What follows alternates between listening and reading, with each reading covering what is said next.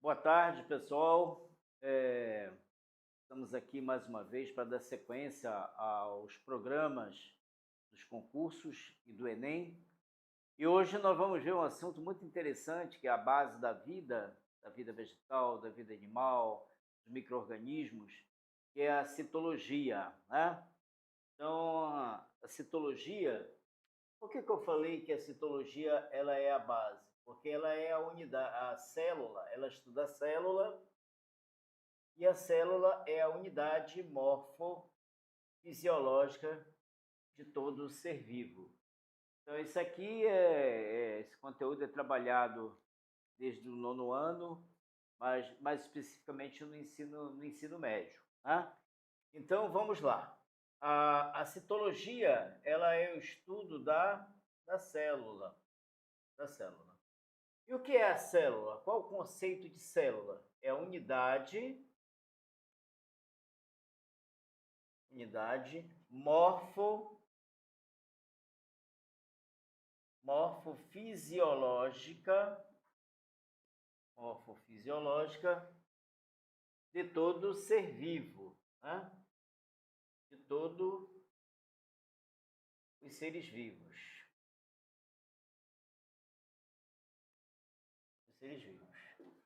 Aqui tem um ponto para se chamar a atenção, para tentar elucidar qual o significado desse termo morfofisiológica. Bom, então, morfo vem de morfologia, né? E fisiológica vem de fisiologia. Então, nós estamos conceituando célula. Célula é a unidade morfofisiológica de todo ser vivo. Morfo, ou seja, todos os órgãos, né? Aparelhos, eles são formados de tecidos, e tecido nada mais é do que um conjunto de células semelhantes com uma função pré-estabelecida, uma função de dar estrutura aos órgãos. E fisiologia são os eventos fisiológicos. E aí nós podemos citar a respiração, a excreção, a digestão, a transmissão dos impulsos nervosos, sistema muscular, sistema ósseo. Né? Então, todos os eventos fisiológicos, eles são realizados dentro das células. Tem um grupo existe um grupo de citologistas que não considera os vírus como seres vivos. Né? Então, nos conceitos dos livros básicos, sei lá, célula é a unidade morfofisiológica de todo ser vivo, excetuando o quê? Excetuando os vírus. Então, há uma corrente de citologistas, inclusive da Inglaterra, dos Estados Unidos, da Alemanha, são centros avançados que querem excetuar os vírus. Então, os vírus não são formados por células, eles são destituídos de células. Os protozoários são formados por células. Por exemplo, nós temos os protozoários. Os protozoários eles são formados de uma única célula, né? Os protozoários, eles são seres unicelulares. Daqui a pouco, quando nós estivermos tratando das organelas, das estruturas presentes no interior das células, nós vamos ver como é que um protozoário consegue sobreviver sendo formado de apenas uma única célula. Quando você mensura uma árvore, por exemplo, uma árvore de 30 metros, quantos milhões de células não existem em uma árvore desse tamanho, uma árvore dessa envergadura? E um protozoário é formado de apenas uma célula e realiza todos os processos vitais para a sua sobrevivência. Nós vamos aqui falar de um aspecto importante da citologia, que é a teoria celular. A teoria celular, ela fundamenta a importância constitucional da célula, ou seja, ela diz que os corpos dos animais e das plantas são agregados de células individualizadas e diferenciadas. Então, nós temos os tecidos. O que são tecidos? Tecidos, eles são formados por um grupo de células semelhantes,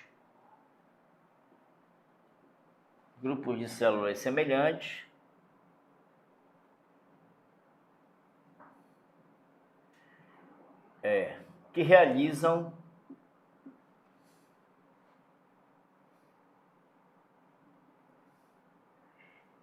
a mesma função, né? Que realizam a mesma função.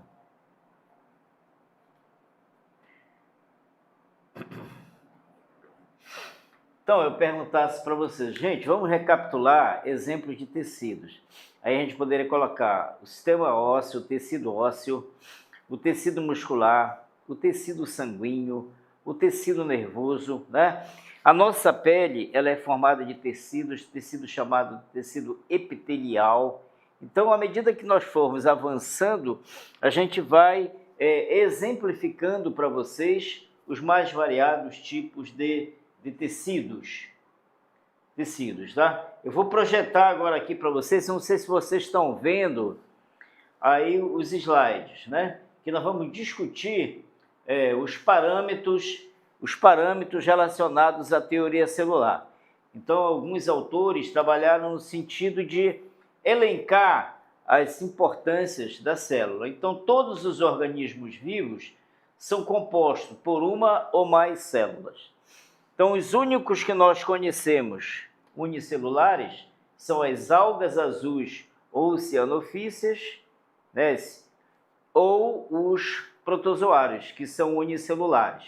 Os animais são pluricelulares, as plantas superiores, as plantas fanerógamas, as plantas angiospermas, gimnospermas, nós vamos depois, quando falar de botânica, nós vamos falar também da constituição celular. Então, as células, elas têm papel preponderante na formação da estrutura, por exemplo, a raiz. A raiz, ela tem células específicas, célula responsável pela respiração, né? As plantas respiram, as raízes utilizam o oxigênio que está no solo, mas, sobretudo, existe uma estrutura da raiz chamada pelos absorventes, que é por onde os vegetais retiram água e sais minerais, que são importantes para o processo da fotossíntese. Então, as células, elas são unidades fundamentais, tá? No corpo de na formação da estrutura de qualquer ser vivo. Então, todos os organismos vivos são compostos por uma ou mais células, né? Então, existem, o que eu falei agora para vocês, os unicelulares e também os pluricelulares. Os unicelulares são formados por uma única célula. E a gente tem um exemplo do grupo do reino protista, dos protozoários e também das algas unicelulares. Segundo aspecto importante para as células, as reações químicas de organismo vivo, incluindo as de biossíntese e as de seus processos de liberação de energia, também ocorrem dentro das células. Então, todos os eventos importantes para a vida dos seres vivos ocorrem dentro das células. As células originam de outras células pré-existentes. Então, quando nós tivermos, daqui a pouco a gente vai falar do mecanismo importante para o crescimento celular, que é a divisão celular, né? Por exemplo, quando o tecido ele se expande através de um processo chamado mitose. A meiose já é mais um processo ligado à formação de gametas, através do processo da espermiogênese, da gametogênese, né, que é a formação dos gametas, ovogênese, enfim, está relacionado ao processo de divisão celular, que é um pouco diferente. Já a mitose já é mais um crescimento, tá? Está relacionado ao crescimento, à expansão dos tecidos celulares. E as células, isso aqui é importante, as células elas contêm as informações hereditárias do organismo, do qual elas são parte. E essa informação é passada da célula-mãe para a célula-filho. Dentro do núcleo das células, tem duas moléculas extremamente importantes, que é o DNA e o RNA, que vão ser exatamente as moléculas básicas no processo de multiplicação, no processo de perpetuação, mas, sobretudo, na transmissão das características hereditárias, né? Que são repassadas do organismo dos pais para os filhos, ou seja, da geração F1 para a geração paterna, geração F1, a todas as gerações.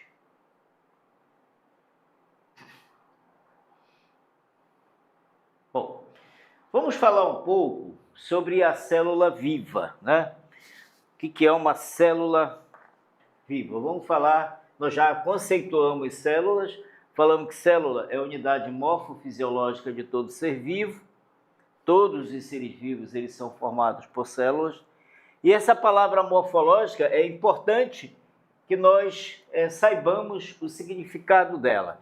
Morfo vem de morfologia, então os órgãos, né, os aparelhos, sistemas, toda a estrutura de um ser vivo, ele é formado por célula, um conjunto de células semelhantes formam os órgãos, e esses órgãos vão formar os organismos. À medida que nós formos falando das estruturas dos seres vivos, a gente vai fazendo essa correlação com a função, com a morfologia e depois com a fisiologia.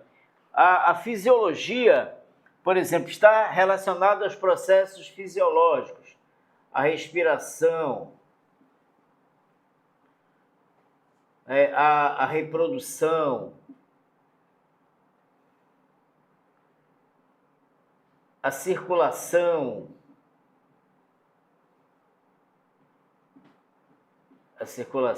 né? a transmissão dos impulsos nervosos, né? o sistema nervoso, a excreção. Então, todos esses termos aqui, a digestão, né? são eventos fisiológicos, eventos importantes que são realizados dentro das células e que eles são responsáveis pela manutenção da vida. Então, a unidade morfofisiológica, morfo vem de morfologia, vem de anatomia. Por exemplo, a gente tem o sistema ósseo, o sistema muscular. O sistema ósseo é formado de células, né? Tem um tecido ósseo formado de células ósseas. E aí a gente vai, à medida que nós formos avançando, a gente vai fazendo a correlação da importância da célula como um constituinte anatômico e um constituinte fisiológico. Agora dá para projetar, nós vamos fazer a projeção do nosso slide para que nós possamos exatamente comentar todas essas importâncias da célula. A célula viva, ela é autossustentável. O que significa esse termo autossustentável? Que ela mesma por si só, ela se renova, né? As células, elas se dividem para fazer o tecido crescer. As células, elas produzem os gametas para o processo da reprodução. E toda célula, ela é revestida por membrana, né? E uma membrana chamada membrana plasmática. Daqui a pouco a gente vai projetar exatamente aí um desenho para mostrar a membrana, a estrutura da membrana. Mas assim, uma estrutura bem geral, vamos supor que isso aqui seja uma célula, né? A célula, ela tem os seus constituintes gerais, que seria a membrana, essa que a gente está falando ali, membrana plasmática, tem o citoplasma, né? Tem o citoplasma. Isso aqui são os 3 constituintes básicos, 3 constituintes gerais de uma célula. Citoplasma. E nós temos a porção mais central, que seria o núcleo. Então, aqui nós temos as 3 principais estruturas gerais da célula. Então, toda célula viva, ela é revestida por uma membrana plasmática semipermeável. O que significa o termo semipermeável? É que por ela passam algumas substâncias. Depois, quando a gente estiver falando da estrutura química da célula, da membrana plasmática, aí nós vamos mostrar para vocês a função de ser semipermeável. O porquê das células elas serem seletivas na passagem de alguns componentes. Contém internamente o citoplasma. O citoplasma é toda a parte interna da célula. Dentro do citoplasma vão estar presentes as estruturas que vão dar vida ao tecido que aquele grupo de célula forma, tá? Então, dentro do citoplasma, nós vamos encontrar as organelas. As organelas, né? Exemplo, complexo de Golgi, ribossomo, retículo endoplasmático, né? E outros componentes. Cada célula contém o DNA, que é o ácido desoxirribonucleico, que codifica as informações genéticas. E esse código, com raras exceções, é o mesmo para cada organismo, seja uma bactéria, uma planta ou um ser humano.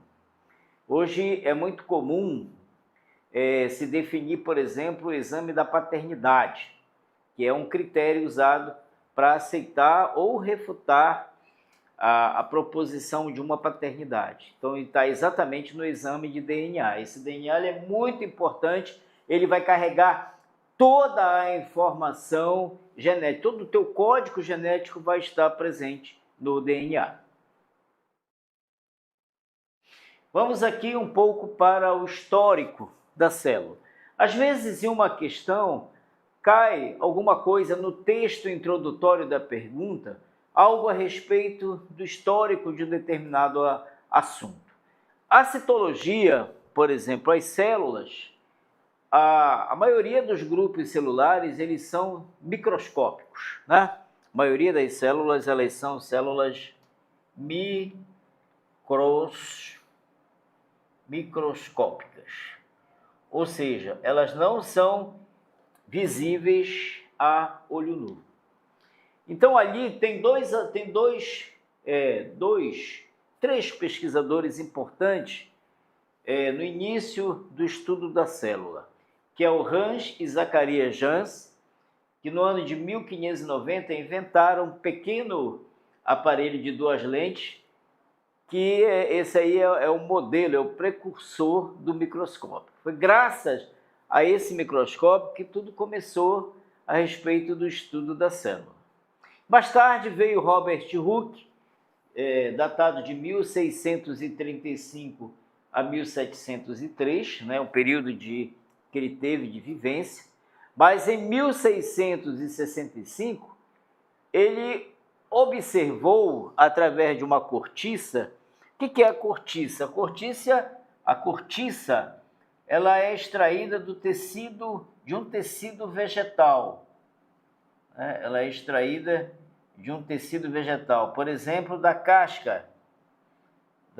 Então, tem uma espécie vegetal que produz todo caule, a maioria 99,9% das plantas que possuem caule, ela produz a casca, que nada mais é do que o suber, que é um tecido morto, né? Um tecido morto. Então, tem uma espécie vegetal que ela produz a cortiça. Então, foi esse tecido que Robert Hooke, em 1665, ele observou que naquela casca existiam os espaços vazios. Então, aqui, por exemplo, a gente tem do lado direito aí, nós temos um tecido foi feito e está exatamente numa lâmina microscópica, que mostra que nesse tecido da cortiça existiam vários espaços, né? Existiam vários espaços.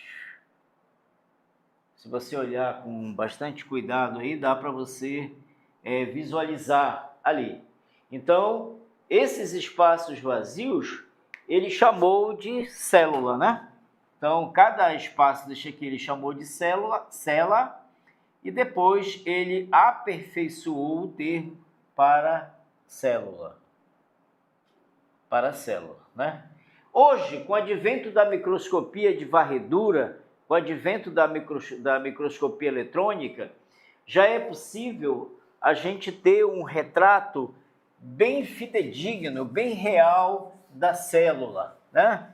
Então tem um termo que a gente tem que ter bastante cuidado quando nos depararmos com uma questão de citologia, que é o termo chamado de ultraestrutura. Ultraestrutura. A ultraestrutura, ela vai dar uma imagem real da célula. Por exemplo, se eu pego uma célula, um tecido vegetal, ou então eu posso raspar dentro da minha boca e colocar numa lâmina e corar, eu vou observar os tecidos, alguns tecidos. Mas só que o máximo que eu vou observar, por exemplo, são as células, né? São as células. O que tem dentro das células, você só é possível ver através da imagem via microscopia eletrônica, que também é conhecido como microscópio de varredura. Então, esse aparelho óptico, ele tem um alto poder de visualização. Então, tudo que se conhece, quando você olha num livro, você vê uma célula com todas as organelas, com o núcleo muito bem definido, aí a gente está tendo uma visão a nível de ultraestrutura. Quando Robert Hooke, pela primeira vez, observou o tecido de uma cortiça, que é uma casca de uma árvore, de uma espécie vegetal, ele observou que esse tecido ele era formado de vários compartimentos. Em primeira instância, ele chamou de célula, depois ele aperfeiçoou o termo para célula. Mas hoje, por exemplo, a ciência ela avançou bastante. A microscopia eletrônica ela veio dar um passo muito largo no conhecimento das estruturas que compõem a célula. Não só das estruturas, bem como também de suas funcionalidades.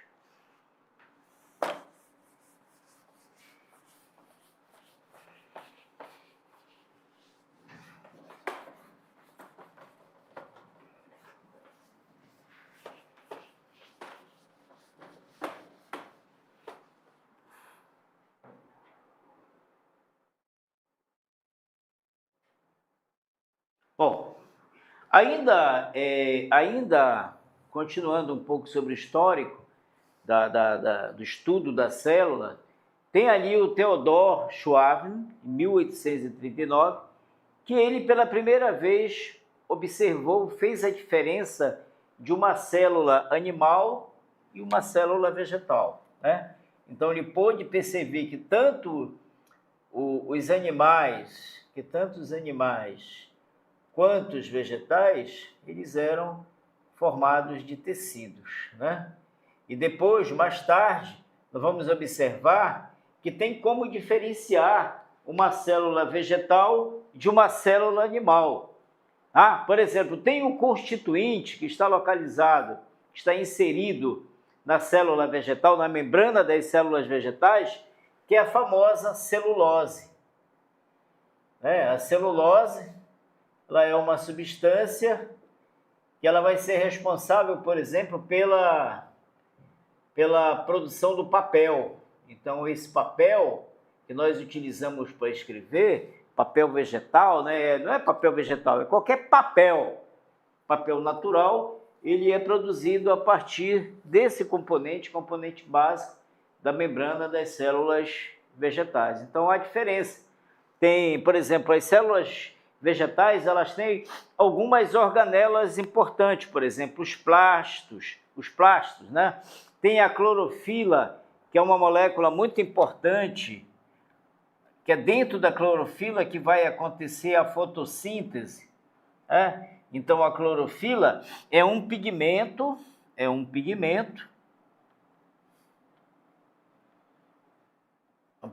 que você vai encontrar somente nas células vegetais. Alguns protozoários têm esses pigmentos, mas a maior prevalência da clorofila é nas células vegetais. Então, quando nós estivermos estudando os constituintes químicos e estruturais das células vegetais e das células animais, a gente vai ver que há essa diferença. E tem essa frase aí embaixo, que é o resumo, a síntese do que é a teoria celular. A teoria celular, ela afirma que todos os seres vivos são constituídos por células.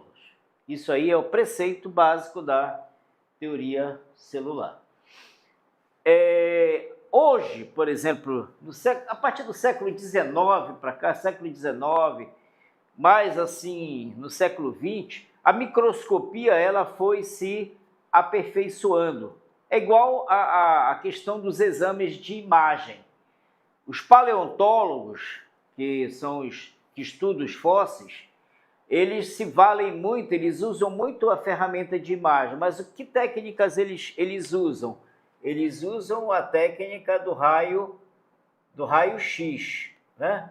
Do raio-x. Mas hoje a gente sabe que além do raio-x tem ressonância magnética, tem tomografia computadorizada. Então a mesma coisa aconteceu com a citologia. O primeiro microscópio criado era um microscópio rudimentar, tinha uma estrutura metálica com apenas uma lente. Não tinha, por exemplo, uma acuidade visual que nem a gente constata através das imagens produzidas pelo microscópio de varredura. Então, aqui do lado, a gente tem o microscópio do lado esquerdo bacteriológico, que é o chamado microscópio óptico, que ele tem uma capacidade de aumentar até 2.000 vezes. Isso aí dá para a gente trabalhar, para a gente ver protozoário, dá para a gente ver as formas de vida do plasmódio, que causa a malária, do Trypanosoma cruzi, que causa a doença de Chagas, tá? Mas vejam só, quando você compara a acuidade visual de um microscópio óptico com um microscópio eletrônico, o microscópio eletrônico ele aumenta até 100 milhões de vezes. Então, realmente, ele te dá uma visão muito mais apurada. E a ciência óptica, né, ela está avançando a cada dia. Então, nós estamos agora no século XXI, daqui mais uns 50, 100 anos, nós vamos ter uma outra tecnologia, uma outra ferramenta que vai nos dar uma melhor visão em relação às células. Isso aí a gente está vendo só todas essas ferramentas, microscopia óptica, que aumenta até 2.000 vezes, e a microscopia eletrônica, que vai me dar um retrato fidedigno. A microscopia eletrônica ela deu um grande passo na ciência, na citologia, porque ela permitiu exatamente ver essas organelas e a partir daí haver várias inferências, hipóteses, a funcionabilidade dessas estruturas celulares que são importantes para a sobrevivência dos seres vivos. Aqui é só para a gente ter uma ideia, esse slide está bastante colorido, mas a gente tem assim a classificação dos 5 reinos, né?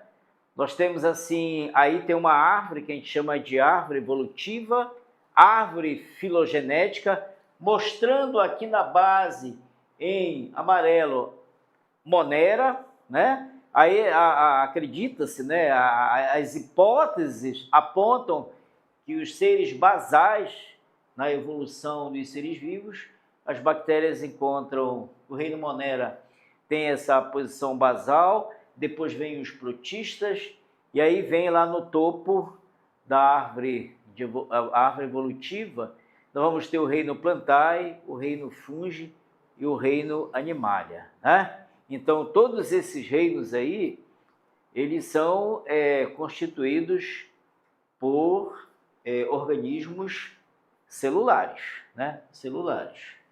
Mas aí, protista, por exemplo, todos eles vão ser Monera e protista unicelular. Plantae, Fungi e Animalia são pluricelulares. Isso é importante, isso aí são informações básicas, são ferramentas, mas que carecem que nós entendamos o que é isso, que nós tenhamos a compreensão real desses conceitos, dos conceitos que são bem gerais.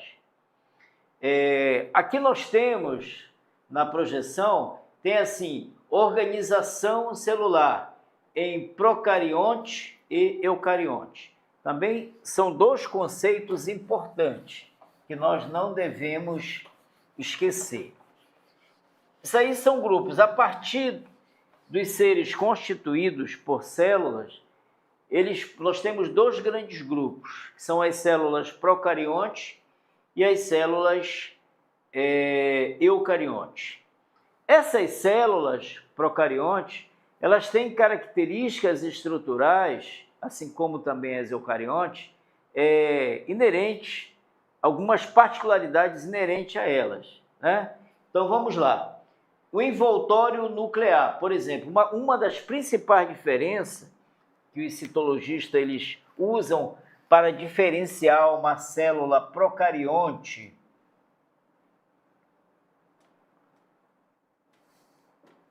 de uma célula eucarionte, a principal diferença é que as células procariontes, elas não apresentam envoltório nuclear, não tem membrana nuclear. Então eu fiz ainda há pouco um desenho bem geral de uma célula com um núcleo, né? Então, por exemplo, nas células eucariontes, nós temos a presença da membrana nuclear. Membrana nuclear. Essa membrana, ela é chamada de carioteca. Carioteca. Então, essa é uma das principais diferenças das células procariontes para as células eucariontes. Né? Então, aí, por exemplo, aqui no nosso resumo tem várias características, por exemplo, envoltório nuclear, DNA, cromossomos, nucleolos, divisão, ribossomos, endomembranas, mitocôndrias, cloroplastos, parede celular, exocitose, endocitose e citoesqueleto. São estruturas, são eventos que a gente coloca e são utilizados para diferenciar uma célula vegetal, aliás, uma célula procarionte de uma célula eucarionte. Então vamos aqui, envoltório nuclear. Nas células procariontes é ausente. Que envoltório é esse? É a membrana nuclear, né? O que tem dentro do núcleo de tão importante para ter essa proteção? Dentro do núcleo nós vamos encontrar os cromossomos, né? Nós vamos encontrar os cromossomos, que são estruturas genéticas importantíssimas no processo da reprodução. Então, os cromossomos, os filamentos cromossômicos, nas células procarióticas, eles não têm envoltório, eles acham-se dispersos pelo núcleo. Então, isso que é a importância da membrana, da carioteca, do envoltório nuclear, é que ele vai guardar, ele vai manter ali os filamentos cromossômicos. Filamentos de cromossomos, né? Isso aqui, então, numa célula procarionte, as células procariontes, elas são desprovidas do envoltório nuclear. Eles não têm membrana nuclear, não têm carioteca. E as células eucarióticas não. Elas têm o núcleo muito bem constituído na presença do envoltório nuclear. Em relação ao DNA, nas células procariotas ou células procariontes, o DNA ele é livre de proteínas. E nas células eucarióticas, o DNA ele é sempre combinado com proteínas.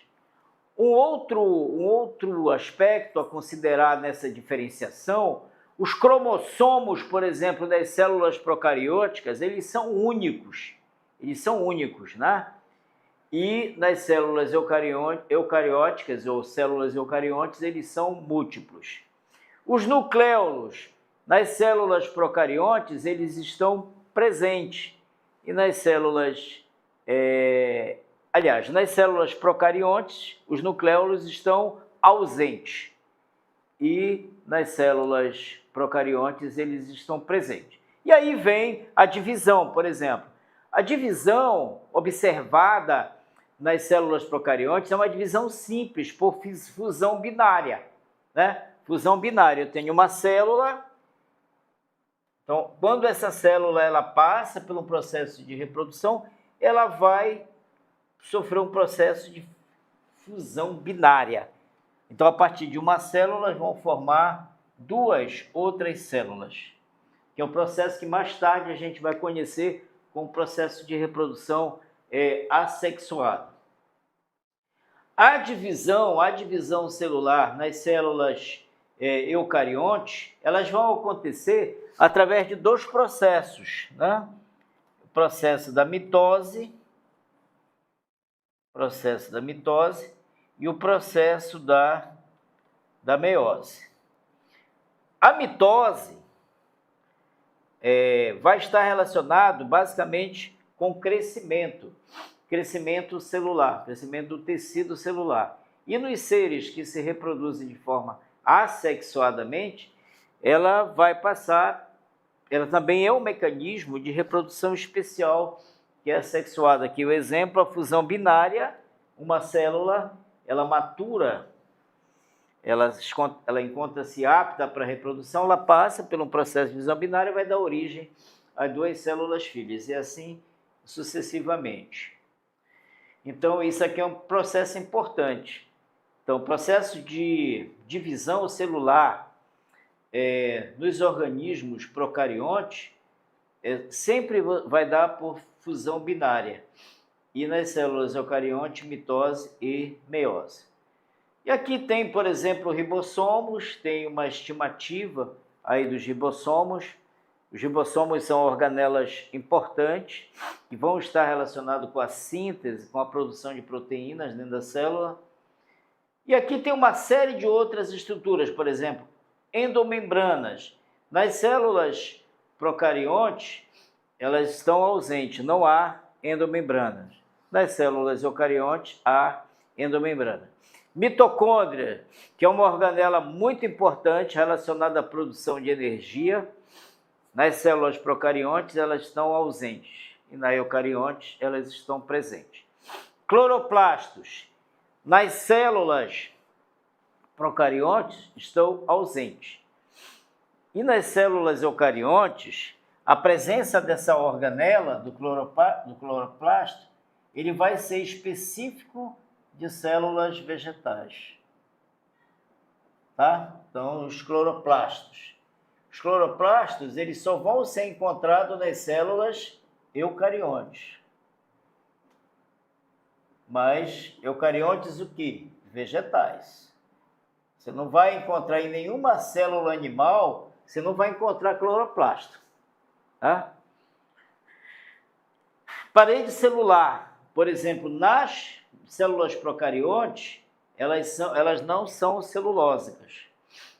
Parede celular é uma coisa extremamente importante, é um parâmetro morfológico que é utilizado para diferenciar células animais e células vegetais. Tá? Parede celular. Então, parede celular é uma estrutura exclusiva do quê? De células vegetais.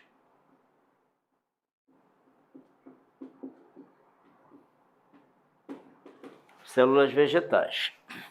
Ah? E aí vem esse mecanismo, exocitose, endocitose, que são mecanismos particulares de absorção de alimentos.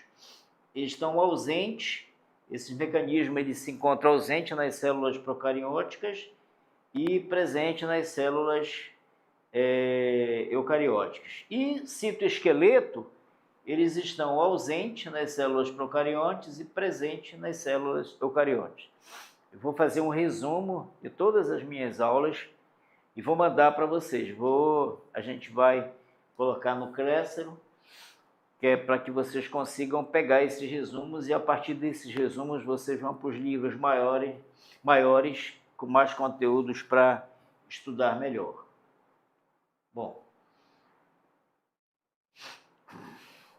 eu falei para vocês que todos os seres vivos eles são formados de células, né? Com exceção do quê? Com exceção dos vírus.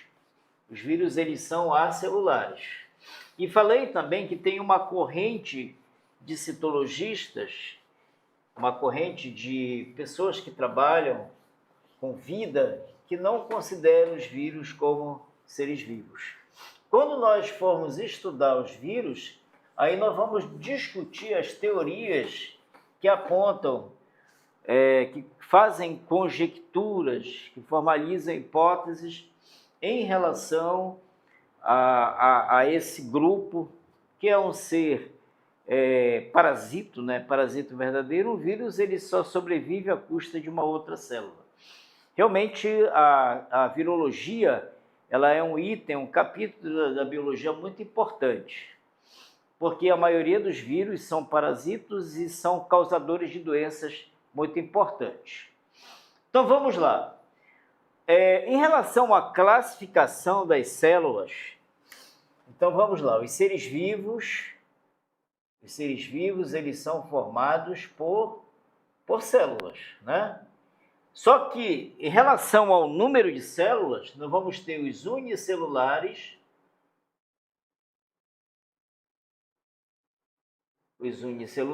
e os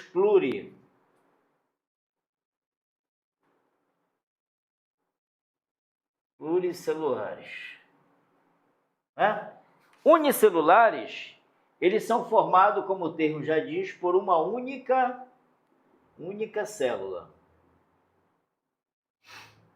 Uma única célula. Será que tem seres vivos formados por uma única célula? Tem. Por exemplo, tem seres vivos importantes, os protistas.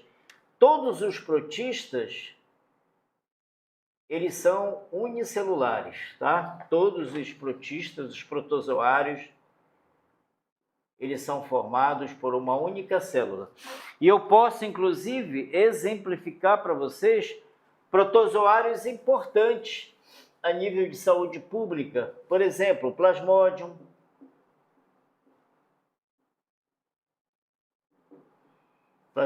né, que é causador da malária, o Trypanosoma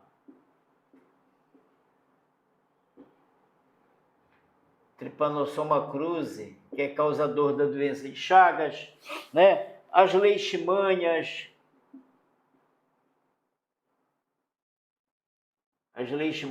que são causadoras de leishmaniose, tanto visceral quanto tegumentar. E nós temos uma série de outros protistas que são importantes, que são formados por uma única célula. E aqui nós temos exemplo aí no nosso slide, exemplo de seres unicelulares. Nós temos bactérias, nós temos alguns grupos de algas, as algas unicelulares, porque existem as algas pluricelulares, mas também tem um grupo de algas que são formados de uma única célula, que são as algas unicelulares. Que são as algas azuis ou cianofíceas. E tem os protozoários.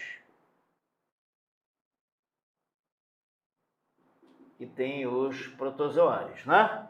Então aqui nós temos exemplos de seres vivos formados de uma única célula.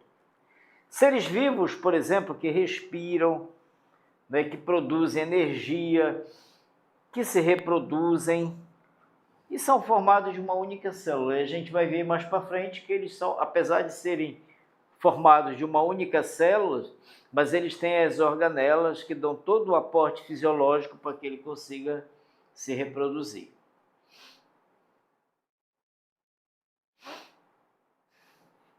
Bom, e as células pluricelulares, nós temos os animais, né?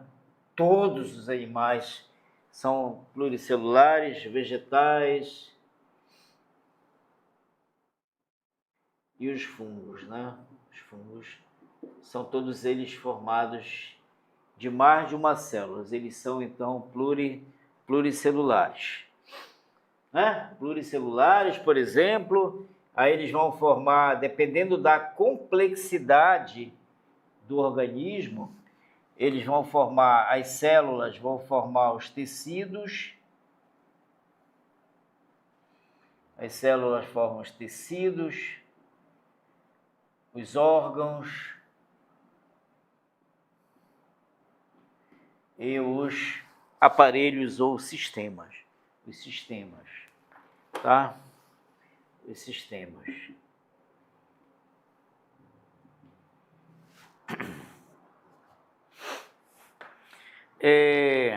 Um outro conteúdo que nós colocamos aqui é em relação ao tamanho da célula. Então, existem células que são microscópicas,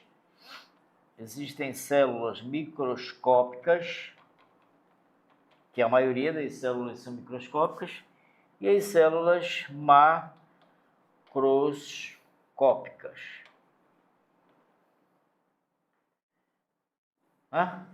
E aqui no nosso resumo que nós colocamos assim, microscópio, ela tem menos que 1 milímetro.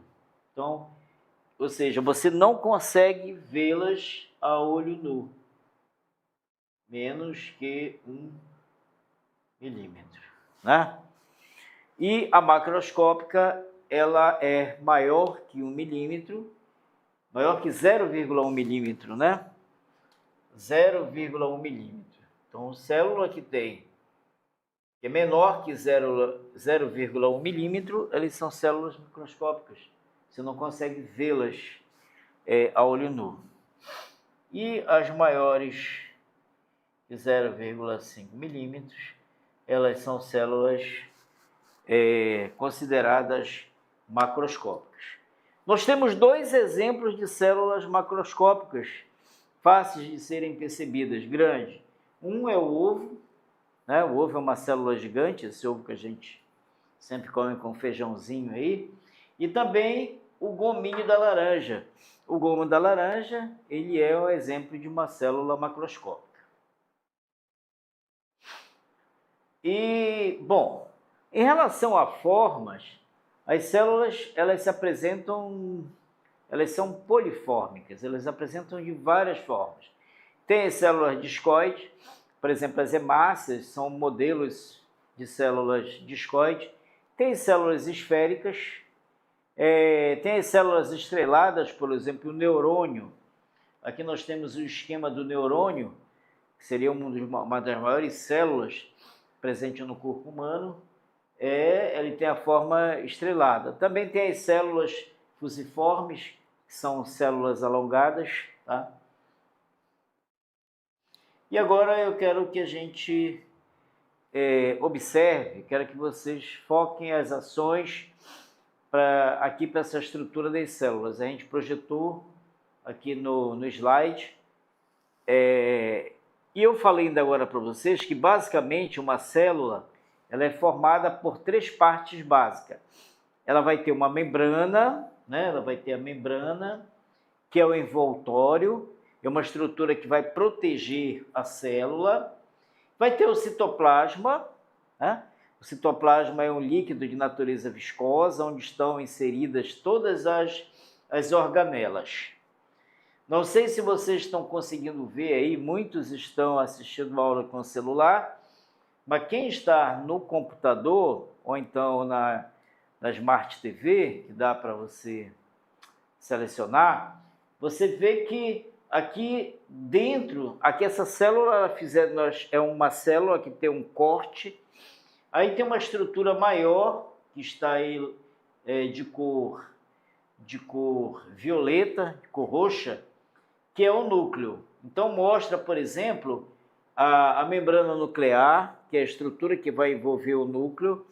Essa membrana nuclear ela é chamada de carioteca. Aí tem as cromatinas, que são os materiais cromossômicos, né? E dentro do citoplasma, do lado do núcleo, nós vamos ter várias estruturas aí. Por exemplo, ribossomos, complexo de Golgi, mitocôndrias, lisossomos, o centrosoma, perixissoma, ou seja, retículo endoplasmático liso, rugoso. Cada organela dessa que está presente aí no citoplasma da célula, ele é responsável por uma função vital para a célula. A gente fica imaginando, por exemplo, um ser humano ele tem milhões de células, né?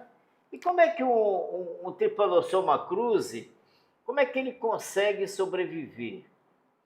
Um Trypanosoma cruzi, que ele é formado por uma única célula, mas ele vai ter organelas dentro dele que vai trabalhar na secreção, na digestão, na produção de proteínas.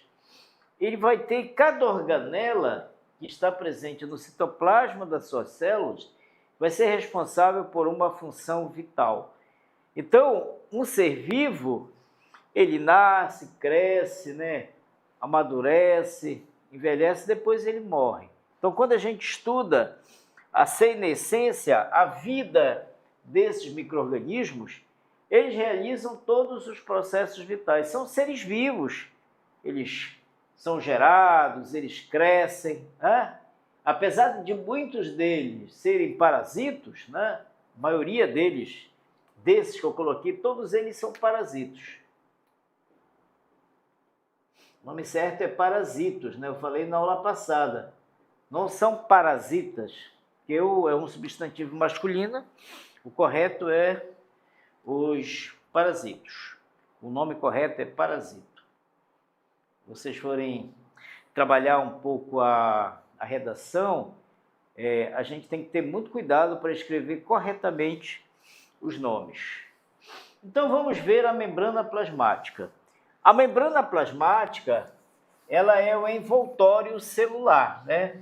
É uma estrutura que protege todas as organelas, né? Protege o núcleo e protege também, se bem que o núcleo ele tem uma membrana específica chamada carioteca. Então vamos lá para a membrana plasmática.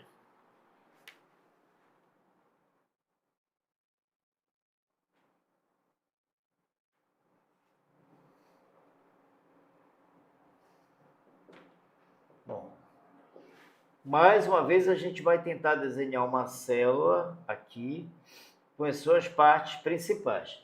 A membrana plasmática, MP, exatamente essa estrutura que vai proteger todo o conteúdo citoplasmático.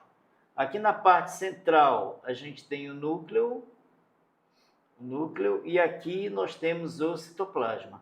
No citoplasma é que nós vamos encontrar as organelas, que são as estruturas que vão dar vida à célula. Por exemplo, nesse momento, todos nós, seres aeróbicos, seres humanos, estamos respirando. O que acontece com a molécula de oxigênio que a gente consegue inalar? Essa molécula ela vai pelas vias respiratórias, as narinas, a laringe, faringe, e vai para onde? Lá para o pulmão. Lá no pulmão, lá nos alvéolos pulmonares, ela vai cair na corrente sanguínea. De lá elas vão para dentro das células. Dentro das células, elas vão especificamente para dentro de que organela? Das mitocôndrias, que elas vão participar da produção de energia. Então, cada organela dentro de uma célula, para o ser humano, para todos os organismos pluricelulares, e mesmo para esses organismos que são unicelulares, eles vão ter uma importância vital para a vida, né? Isso a gente, à medida que a gente for trabalhando, a gente vai exemplificando. Muito legal, ficou bem, agora aproximou mais, ficou melhor assim. Então, membrana plasmática é uma estrutura dupla que envolve e protege o interior da célula. Qual é a principal função da membrana plasmática? É a permeabilidade seletiva. Permeabilidade seletiva. O que significa isso aí? É que as células, elas selecionam substâncias, elas têm a capacidade de selecionar as substâncias que entram e que saem da célula.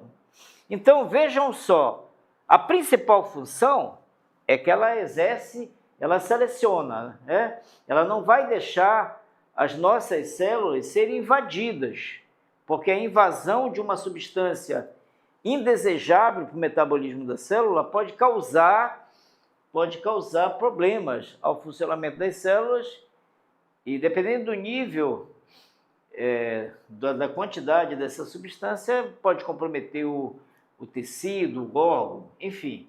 Então, uma das principais funções da membrana celular é a permeabilidade seletiva. Não esqueçam dessa função, que ela é muito cobrada, né? Às vezes, uma questão complexa, uma questão bem complexa, você consegue resolvê-las a partir do conceito, de você entender o mecanismo conceitual e, por conseguinte, você tem elementos para fazer uma boa interpretação. Então, essa foto que está aqui no slide, uma foto da ultraestrutura da membrana plasmática. Então, esse desenho que está aqui atrás, dá para a gente projetar, daqui a pouco a gente vai projetar para vocês verem, ela é de natureza fosfolipídica, né? Ela vai ter fósforo e vai ter lipídios. Então, vamos ver se a nossa produção técnica consegue fazer a projeção para que nós possamos explicar. Então, tá ali. Então, nós temos aquela parte amarela, né? Eu fiz um desenho não está muito legal, não sou um bom desenhista, mas aí todas essas estruturas, elas estão aglomeradas. Isso aí são moléculas de fósforo e moléculas de lipídio. Então, eles estão muito bem ali, estão bem justapostos, eles é que fazem, que vão atuar no mecanismo da seleção, da entrada e saída de substâncias que são importantes para a célula. Ou seja, substâncias que as células não precisam mais, elas vão eliminar. E substâncias que são importantes para a vida da célula, elas vão fazer a absorção.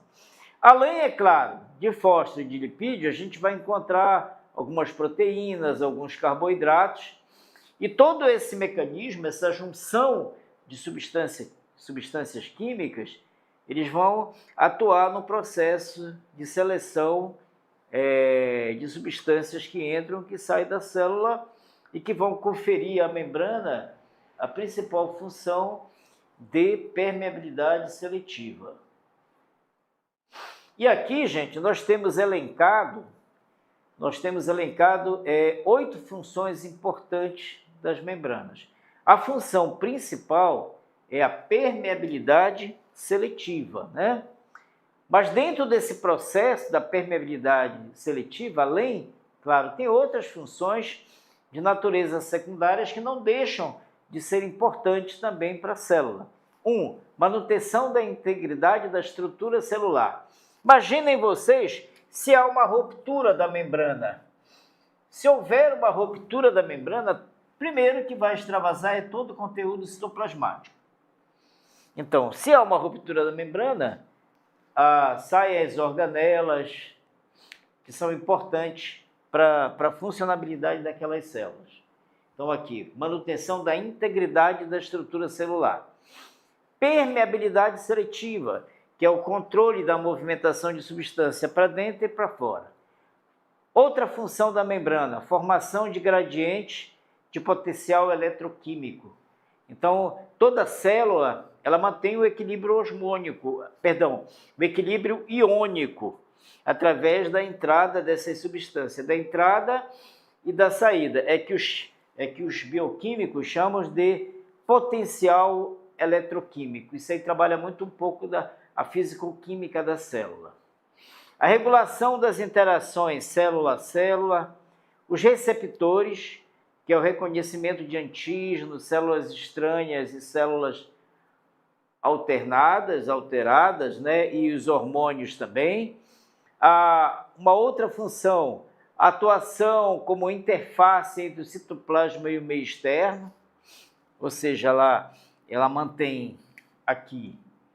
Se a gente vai tratar de um organismo que é formado de uma única célula, ela mantém essa interface, né? A relação entre o meio celular e o meio extracelular. Estabelecimento de sistema de transporte para moléculas específicas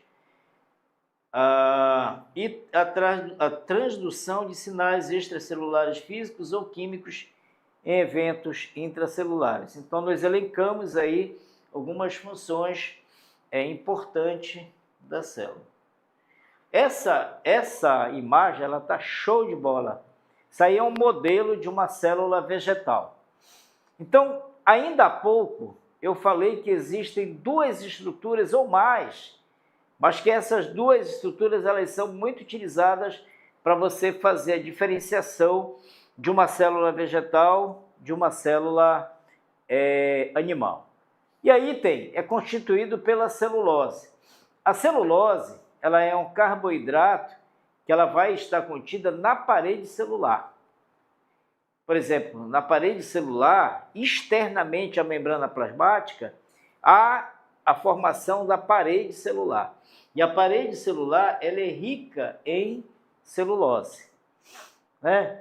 E aí tem também os cloroplastos. Os cloroplastos, eles não existem em células animais. Eles só vão existir em células vegetais.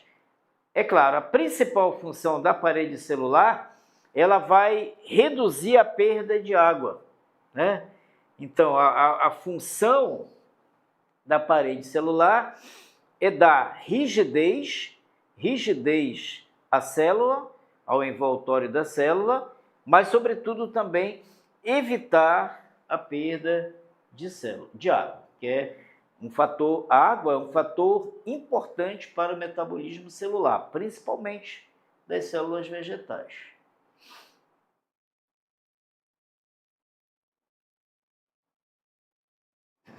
Bom, essa imagem dá para a gente ver melhor ali a membrana plasmática. Ali é uma ultraestrutura da membrana plasmática. Isso aqui é feito, existe um aparelho que é muito usado para se fazer lâmina de tecidos vegetais, que é o micrótomo. Então, quando vindo na questão essa palavra micrótomo, não tem nada a ver com uma estrutura celular. É um aparelho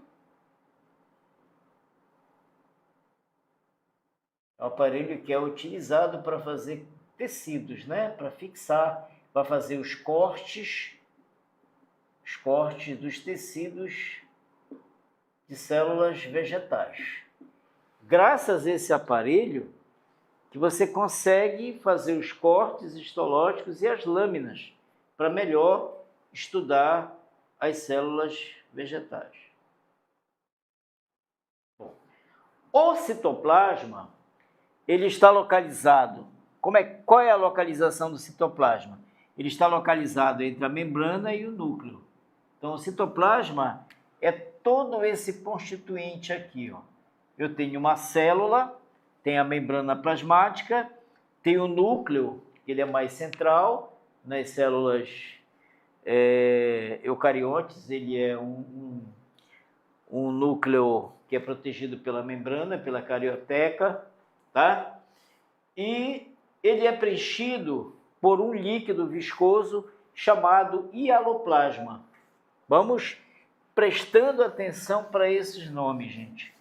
Esses nomes aí, quando vocês receberem o material, vocês passem um corretivo, o amarelo, e vão para os glossários, os livros de biologia, para vocês estudarem, para entender o que é e a função. Hialoplasma. Hialoplasma é o conteúdo, é um líquido de natureza viscosa, onde vão estar mergulhados as organelas, né? Então, o hialoplasma, onde encontram-se dispersas as organelas citoplasmáticas que garantem o bom funcionamento da célula. Quais são as organelas? Ribossomo, complexo de Golgi, né? Retículo endoplasmático liso, rugoso. Eles vão estar mergulhados onde? Essas organelas, a localização delas na célula é no citoplasma. Mas o citoplasma, ele é formado por um líquido de natureza viscosa, chamado de hialoplasma, onde vão estar inseridas as organelas celulares, né? Onde vão estar inseridas as organelas celulares. Aqui nós temos um desenho, eu sei que para mim esse desenho está show de bola. Em amarelo ali seria o hialoplasma, né? E aí nós temos as organelas, citossol, nós temos a membrana ali, o lisossomo, temos os microtúbulos, centríolo, o complexo de Golgi, mitocôndria, né? Então isso aí é para mostrar, para ilustrar exatamente o que é o citoplasma.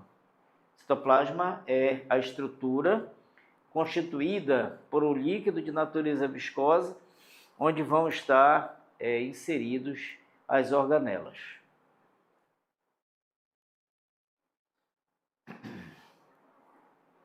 Bom, faltam aí 5 minutos para nós finalizarmos a aula. Na aula passada nós trabalhamos doenças tropicais, hoje nós trabalhamos citologia, porque nós precisamos avançar com várias frentes de conteúdos. Na nossa próxima aula a gente vai terminar o assunto de citologia, aliás, citologia sim, essa parte geral, vamos falar um pouco da divisão celular, mitose, meiose e qual a importância dessas organelas, tá, gente? Estudem, a gente vai anexar ao Classroom, que está no Google Meet, todos os resumos para que vocês possam ir estudando, e nas aulas subsequentes, se vocês tiverem dúvidas, vocês podem fazer a pergunta que nos é repassada, tá? Boa tarde, bom final de tarde, boa noite a todos e até a próxima.